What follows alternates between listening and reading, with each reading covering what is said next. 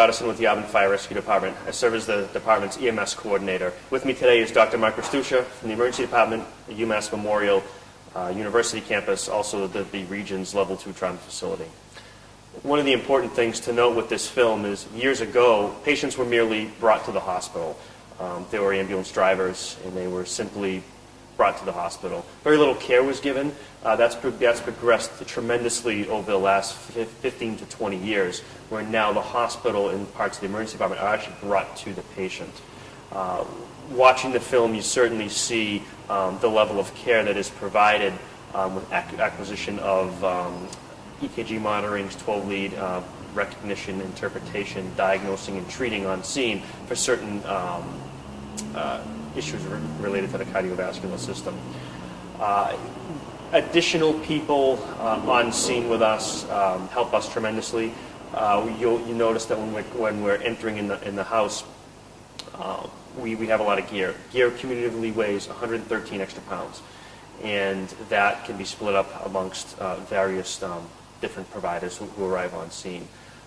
The other whole aspect of patient care is the procedures of inserting an IV, oxygen therapy, history of present illness, review of systems, but we also have family members as well. More people on scene will allow us in certain circumstances to talk the family through, decrease some anxiety, which also can add to the problem that the patient's experiencing. So we want to decrease anxiety, get a thorough history, get medications, allergies, and deal with all of those situations for the patient. Access also can be a problem with having certain tools with the fire apparatus will allow us to gain entry, lifting, moving, carrying, locking up the patient's house, turning off ovens even is just one extra step that can be helpful to us on scene, and also the patient, again, all the while decreasing their anxiety. Dr. Restuccia, do you have anything to add? Sure. Thanks, Eric.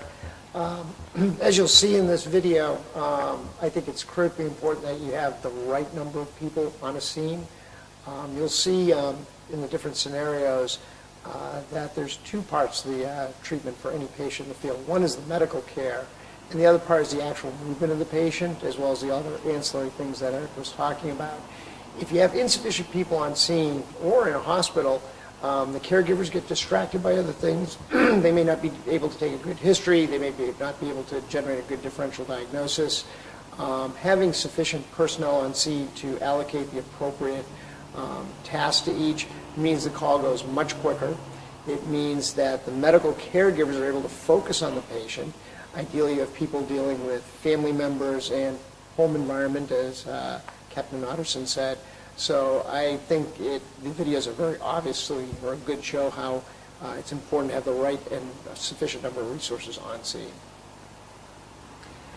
In Dr. Restuccia, in your dealings and in the many years of experience that you have, you've certainly dealt with, you deal with every day, very critical patients coming from all over the region. Can you touch upon how important it is to have a solid pre-hospital care delivery of the pre-hospital care to the patient? Sure. Increasingly, we realize that care doesn't begin in the emergency department. It really begins in the patient's bedside, wherever that is. Could be by the side of the road, could be in their home. The interventions that the paramedics and EMTs make there are critical to the patient's outcome. For time-critical things like stroke, heart attacks, trauma, time is critical, and so it's very important that the caregivers are very focused and deliberate and quick in their actions. A lot of the history that the EMTs and paramedics can find on scene aren't available to me in the emergency department, and literally they are my eyes and ears out in the community. So from being just ambulance drivers, they are actually medical professionals that are practicing in the field. Excellent, thank you. And I think that's very important for the public to know is that we simply don't just drive an ambulance. We don't bring people to the hospital. We treat. These providers are very skilled at their craft. They're very good at what they do, and I think that you'll see that in these videos.